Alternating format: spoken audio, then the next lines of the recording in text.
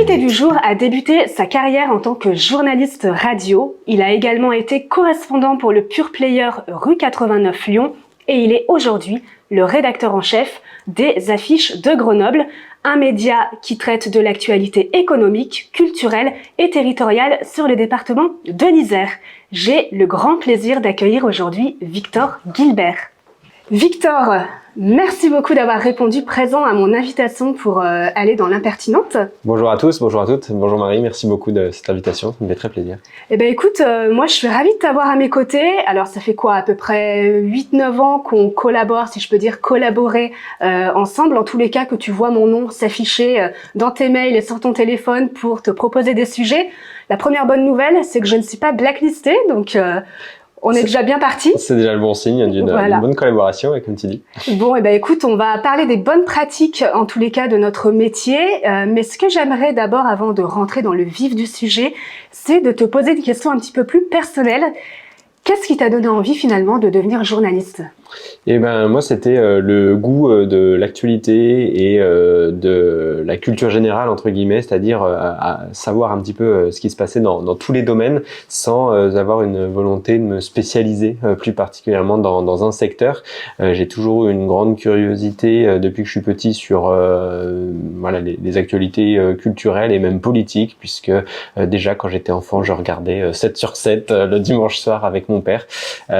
C'était une émission de télé politique, c'est un secteur qui m'a toujours particulièrement intéressé et voilà, et de fil en aiguille après j'ai rencontré le grand frère d'une amie qui est journaliste en Bourgogne, que je salue, Benoît si tu nous regardes, qui m'a vraiment inspiré à la fois en nous prenant en stage avec un autre copain et après voilà, au fur et à mesure de mes études supérieures, j'ai senti que c'était la voie qui m'intéressait le plus, qui permet d'être généraliste sans se spécialiser. Une véritable vocation pour toi. Oui, dans un premier temps en tout cas, je suis pas convaincu qu'un emploi se tienne de manière constante sur toute sa vie. Je pense que c'est bien aussi d'avoir des occasions d'évoluer, mais en tout cas, je suis pleinement satisfait dans cette trajectoire pour l'instant. Eh ben parfait, très bonne entrée en matière pour rentrer dans le jeu des questions-réponses. Je t'invite à retourner ta première pancarte.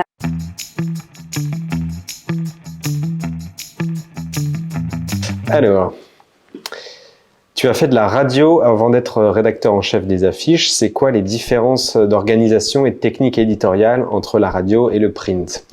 Déjà, évidemment, c'est la périodicité, la différence entre la radio et les affiches. Les affiches, nous, on a un hebdomadaire donc qui paraît chaque semaine, chaque vendredi. La radio, c'est vraiment de l'actualité quotidienne avec une temporalité qui est différente, des centres d'intérêt éditoriaux qui sont différents entre la radio et le journal des Affiches, et un rythme qui est voilà vraiment différent, puisqu'on partait à la radio, et ils le font encore dans beaucoup de radios, c'est une actualité quotidienne, donc chaque jour c'est remis en question avec le choix des sujets. Dans les Affiches, on a une périodicité hebdo, donc c'est ça le principal changement, et après c'est évidemment le traitement de l'info, où on est dans un style beaucoup plus direct quand on est en radio. Les temps de reportage, les temps de diffusion sont assez courts, donc on va directement dans le cœur des infos, alors que dans un média comme les Affiches, déjà c'est du texte évidemment, et on a plus de place pour construire la narration, construire le reportage, construire les interviews, et donc c'est aussi un confort d'avoir plus de place parce que ça permet d'en dire davantage, mais en même temps le travail n'est pas le même. Et en termes d'énergie, tu préfères travailler dans le print ou plutôt à la radio ?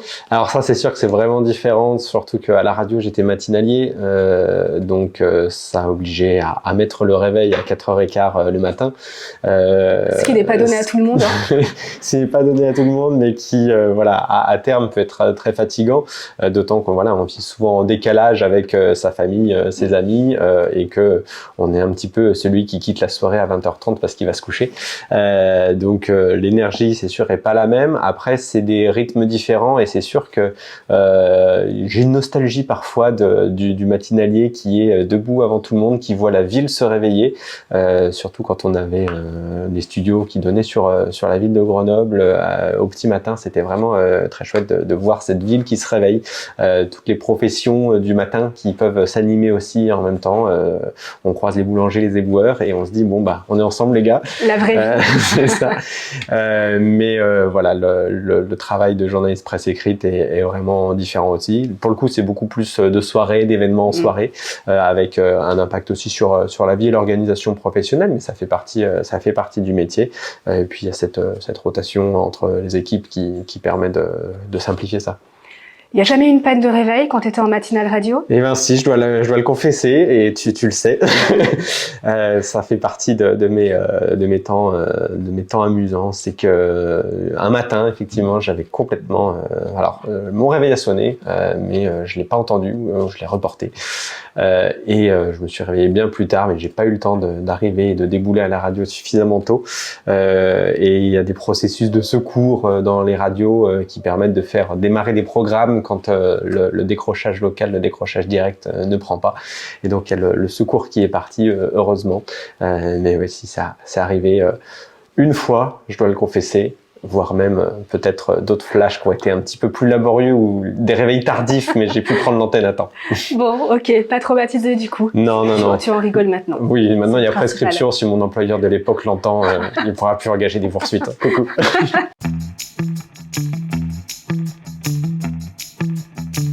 Si tu devais choisir un pouvoir pour améliorer ton quotidien de journaliste, ce serait quoi ? Alors, un pouvoir, peut-être un pouvoir technique déjà, c'est le tri automatique des mails. Je pense qu'on va y revenir, mais être journaliste et rédacteur en chef, c'est-à-dire gérer plusieurs boîtes email en même temps, mais c'est sûr que c'est beaucoup de temps consacré à ça. C'est très chronophage avec des sélections de mails qui sont pas forcément toujours très pertinentes. Donc, ce serait sans doute ça, et puis peut-être un autre super pouvoir, mais ça aussi on pourra l'évoquer dans d'autres circonstances, c'est la capacité de, comme ça, transcrire un enregistrement sur un dictaphone en fichier texte de bonne qualité. Tu as l'IA maintenant. Voilà, mais l'IA n'est pas aussi efficace encore qu'il n'y paraît pour l'instant. Alors on y vient, hein, on l'utilise, on fait des tests pour ce genre d'outils, voilà, pour le dérochage, ce qu'on appelle en termes techniques, pour transcrire le son en texte, donc ça fait un premier travail, mais ce qui nécessite évidemment, et c'est important, un traitement humain derrière, une réécriture, d'autant qu'on ne retranscrit pas en texte de la même manière qu'à l'oral. Il y a des tournures orales qu'on va convertir, qu'on va réécrire, tout en ayant voilà, la patte de l'interlocuteur, essayer de faire transparaître ça dans le contenu d'une interview en particulier.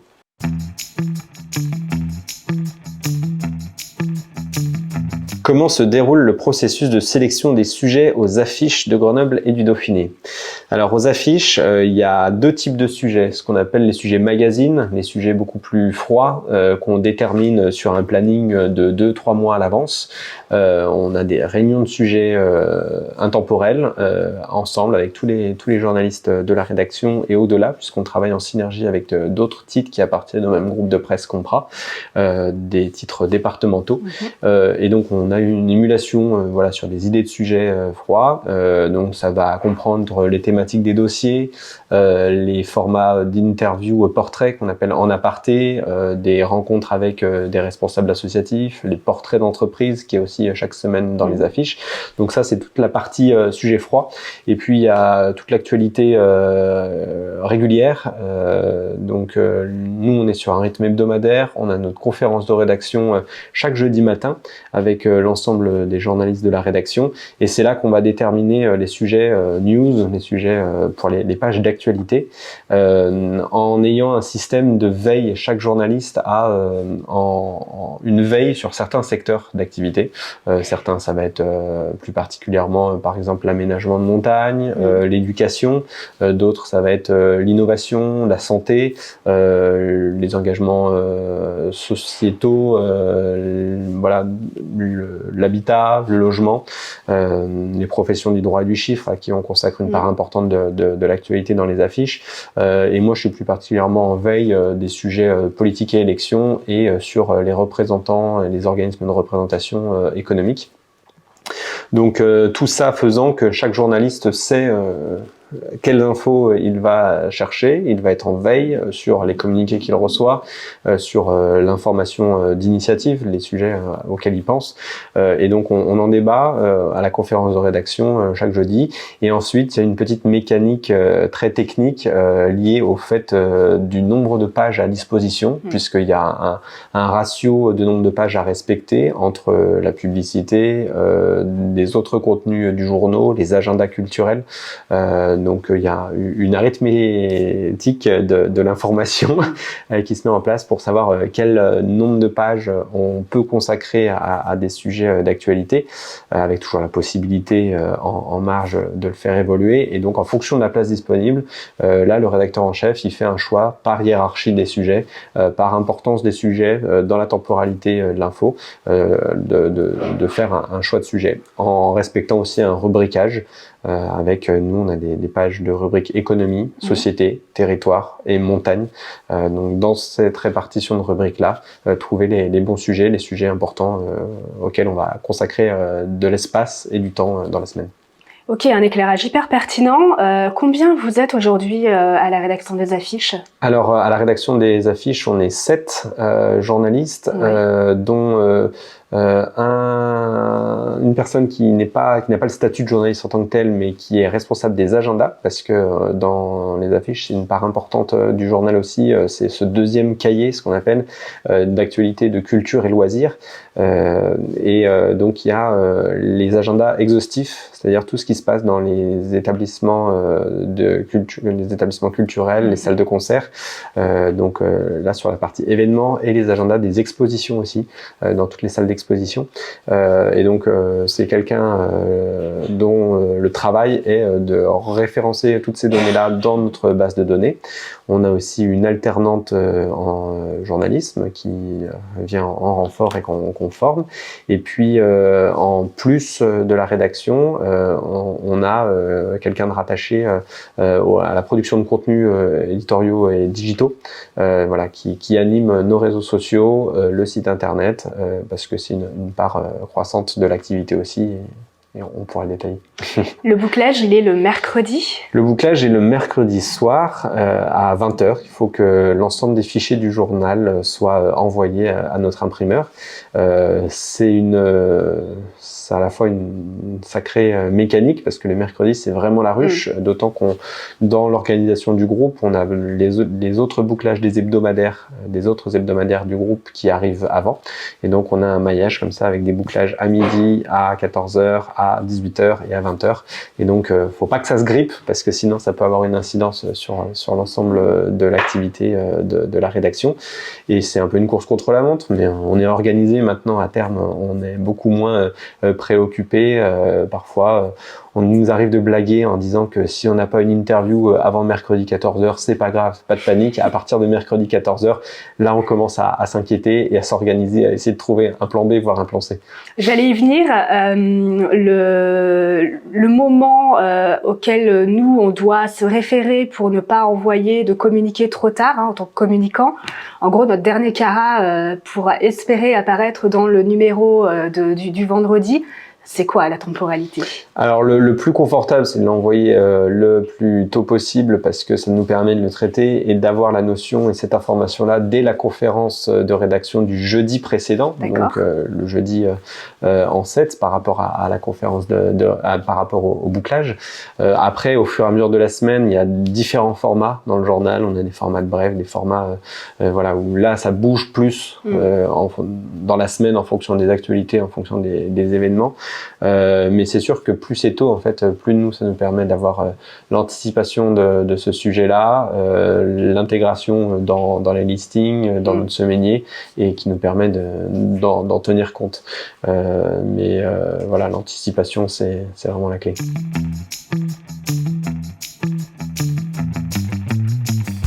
C'est quoi pour toi la pire entrée en matière quand on se relance par téléphone, et les conseils pour t'impacter en 5 secondes? Je pense que la pire des relances, c'est de ne pas connaître en fait le média. On reçoit régulièrement des appels d'agences peut-être nationales aussi qui n'ont même pas la notion territoriale de savoir sur quel territoire nous on travaille et qui partent du principe que bon c'est près de Lyon, Grenoble, Chambéry, les Alpes et Rhône-Alpes, tout ça n'est qu'un territoire unique, alors que nous on a vraiment une territorialisation départementale et qui est importante. Donc quand on nous appelle pour nous parler, et encore c'est le plus près, parfois c'est même des sujets nationaux et pour le coup on n'a pas lieu de le traiter. Donc c'est de pas connaître le journal, donc son territoire, sa périodicité aussi, et sa ligne éditoriale. C'est important de connaître la ligne éditoriale d'un journal pour savoir comment il traite, quels sont les centres d'intérêt qui sont traités, et c'est un signe d'intérêt qui montre que on sait à qui on s'adresse et que donc ça permet de faire une bonne entrée en matière. Et les conseils pour impacter en 5 secondes, c'est un peu la même chose, c'est de connaître le journal et de dire suggérer pour une rubrique en particulier, c'est-à-dire de connaître les différences de traitement d'une rubrique à l'autre, si c'est pour une actualité d'une entreprise par exemple, sur un lancement de produit, sur un investissement, sur une création d'un matériel, d'un outil de production. Ça c'est typiquement de l'information pour l'actualité.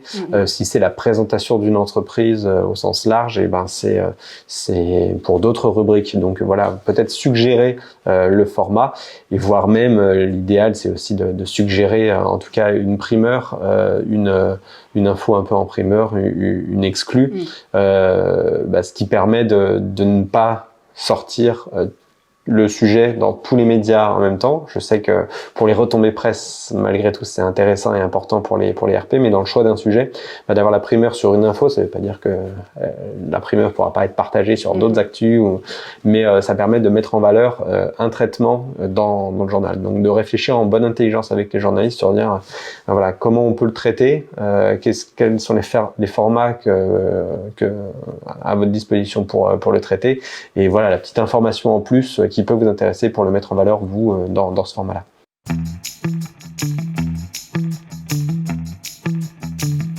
Quelle est pour toi la grande tendance du journalisme en ce moment ?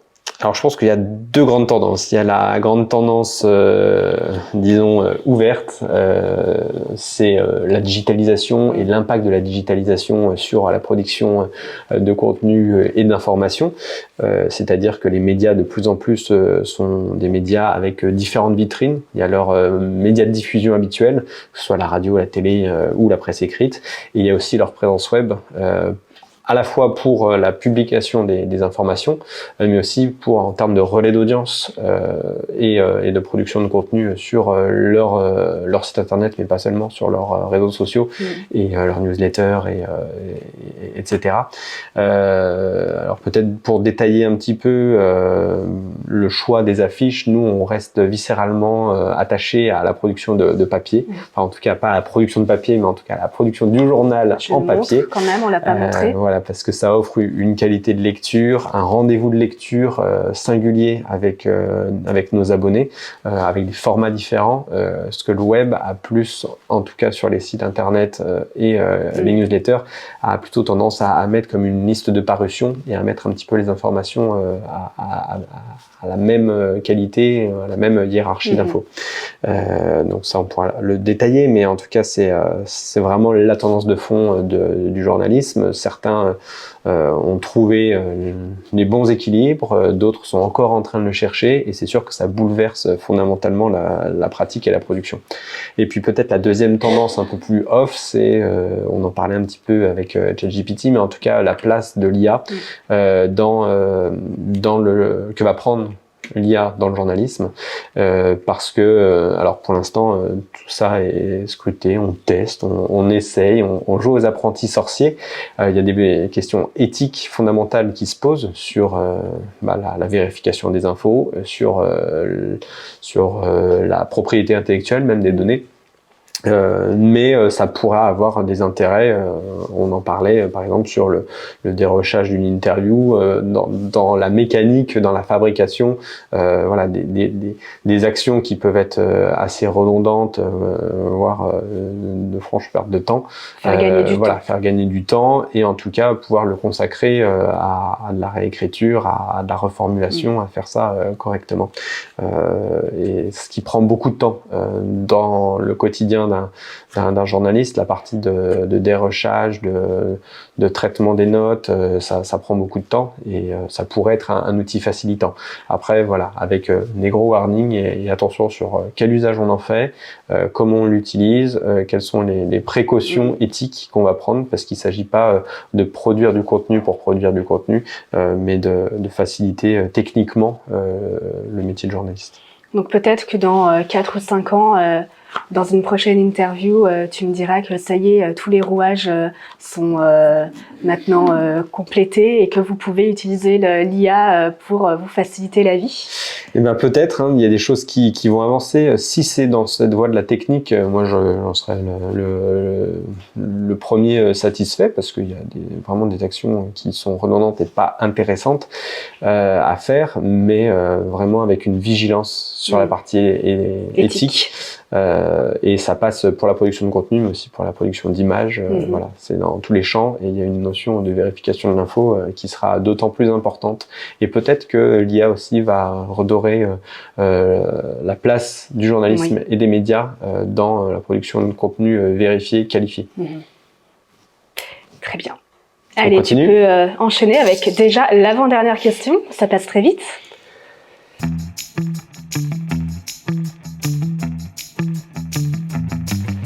Quelle est la proportion de communiqués hors sujet que tu reçois? Comment réagis-tu? Eh ben, je le disais un petit peu, moi j'ai la spécificité de gérer 2 boîtes mail, mon adresse personnelle et l'adresse générique de la rédaction des affiches, qui est pour le coup une adresse où on reçoit énormément d'informations. Je crois qu'on reçoit entre 5 ou 600 mails par jour sur cette boîte-là. Donc évidemment, c'est sûr que le filtrage se fait très rapidement.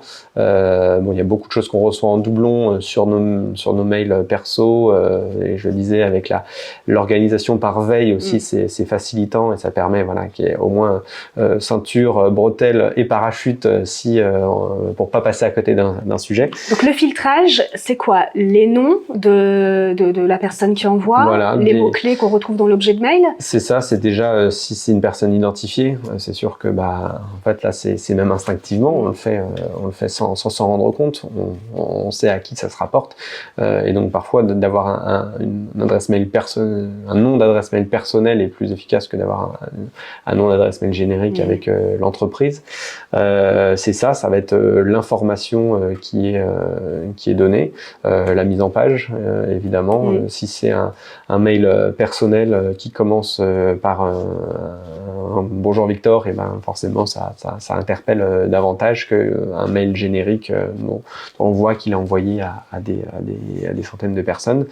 Donc voilà, ce filtrage là est important, et voilà, c'est ensuite de qualifier son fichier presse en sachant à qui on l'envoie, pourquoi on l'envoie, et de pas se dire j'envoie un maximum de journalistes pour avoir un maximum de retombées. Ça, je pense que c'est pas la bonne stratégie, parce que voilà, plus il y a de monde, plus on sent que c'est une information qui est diffusée, et il n'y a pas forcément l'usage d'une information qualifiée qui va avoir un intérêt différenciant, surtout que nous on a un traitement hebdomadaire, donc il ne s'agit pas d'arriver 5 jours après les confrères qui l'ont traité différemment et plus rapidement, ni d'être exhaustif. On n'a pas la place de tout mettre, donc on a un choix par hiérarchie d'infos, et donc ce filtre-là se fait notamment au moment des mails. Plus ensuite, si on a des relances, c'est sûr que dans l'usage, je préconise de faire un mail pour avoir l'information, et puis une relance téléphonique personnelle, voilà, une semaine avant, pour savoir si on a bien reçu, si on pense pouvoir le traiter, et d'installer ces relations RP journaliste dans la durée. C'est pas sur des one shots, c'est pas sur une actualité, mais c'est sur une périodicité longue où on sait que voilà, on peut contacter le ou la RP quand on en a besoin, quand on cherche une info dans un secteur en particulier. Effectivement, ça, c'est un besoin qui revient beaucoup de la part de vous, journalistes, de pouvoir vous référer à un interlocuteur, une interlocutrice phare pour pouvoir aller chercher des sujets, voire parfois vous sauver un petit peu la mise quand vous êtes en galère de sujets et notamment d'annulation à la dernière minute de papier. Ouais, c'est sûr, c'est arrivé dernièrement entre nous, parce que oui, ça reste une mécanique, la production de l'information, et comme toute mécanique, parfois il y a des pannes ou des ou des casses, et donc dans un bouclage, comme on le disait, hebdomadaire, quand on a une interview qui tombe à l'eau la veille du bouclage pour différentes raisons, et on a quand même la volonté de sortir c'est chacune des rubriques qui sont des rendez-vous de lecture attendus par nos abonnés, comme par exemple sur un portrait d'entreprise, l'abonné des affiches, il sait que chaque semaine, il a la possibilité de découvrir une entreprise de son territoire, dans son récit, dans son histoire, dans ses actualités, dans ses chiffres, et donc c'est vraiment un rendez-vous de lecture. Donc si dans un numéro, il y a pas ce rendez-vous, c'est dommage, et surtout même c'est noté et souvent ça nous est rapporté. Donc il y a cette attente là, et parfois au dernier moment, on a des annulations de sujets, et c'est précieux d'avoir des RP qualifiés, compétentes et très pro et très réactives qui connaissent nos besoins, nos critères. Par exemple, sur un portrait d'entreprise, il ne s'agit pas forcément d'une actualité, mais plus de faire le portrait sur le temps long d'une entreprise, et qui, dans leur fichier, dans leur contact, voire même parfois, elles, ça leur permet d'avoir un lien avec une entreprise prospect et de dire, voilà, il y a une occasion, là, est-ce que ça vous intéresse? Donc oui, c'est une mécanique sur le long terme. Gagnant-gagnant. Gagnant-gagnant. Et quand on a tous conscience des impératifs et des modes de fonctionnement des autres, voilà, les choses peuvent vraiment se faire en bonne intelligence sans qu'il y ait de rapport de clients à placer ou ce genre de choses. Et ça, c'est précieux. Bah oui, clairement, nous, en tant que RP, aujourd'hui, c'est vraiment ce qu'on a envie de prôner, pouvoir travailler en bonne intelligence pour pouvoir faire gagner du temps aux journalistes et puis, évidemment, faire rayonner nos clients dans les médias qui comptent pour eux.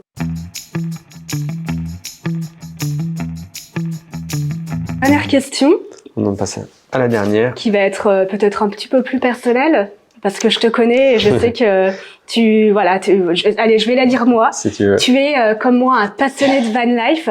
Est-ce que tu t'imaginerais travailler en plein milieu de la nature, dans un petit van, ou est-ce que pour toi, le travail, ça se fait au bureau et dans un cadre bien fermé et tu ne te verrais pas allier les deux?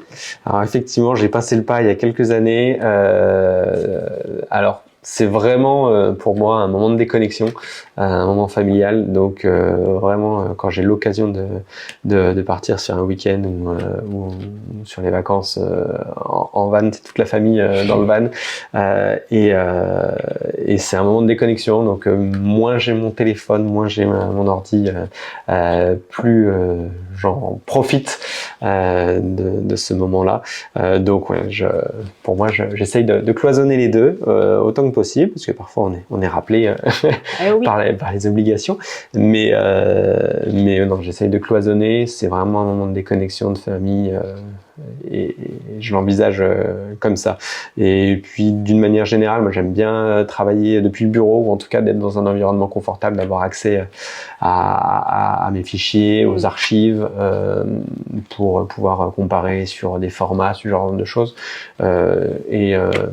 L'environnement nomade a son intérêt, mais je suis plus partisan de l'adaptation, c'est-à-dire voilà, quand il y a un rendez-vous qui est plus proche, et je travaille de chez moi et ensuite je vais à mon rendez-vous, mais le rendez-vous physique et même dans l'animation d'une équipe, on s'en rend compte de plus en plus que le télétravail a son intérêt dans l'organisation individuelle, mais qui peut avoir un poids, ou en tout cas un mode de fonctionnement plus lourd dans l'animation d'une équipe, et qui demande un autre travail de management. Et quand on est dans la production aussi, parce que les rédacteurs en chef chez nous, ils écrivent également énormément, faut avoir une disponibilité managériale beaucoup plus importante quand il y a du télétravail très structuré qui est organisé, mais plus de l'adaptation au quotidien, de la flexibilité quand c'est plus propice et de travailler de chez soi un petit peu, et ce qui ne demande même pas le même aménagement de bureau et de travail. Ben écoute, un grand merci d'avoir joué le jeu de l'interview. On a appris plein de choses, donc sur toi, ta manière de travailler, comment fonctionnent également les affiches de Grenoble. Donc je pense que ça va être utile pour beaucoup de communicants.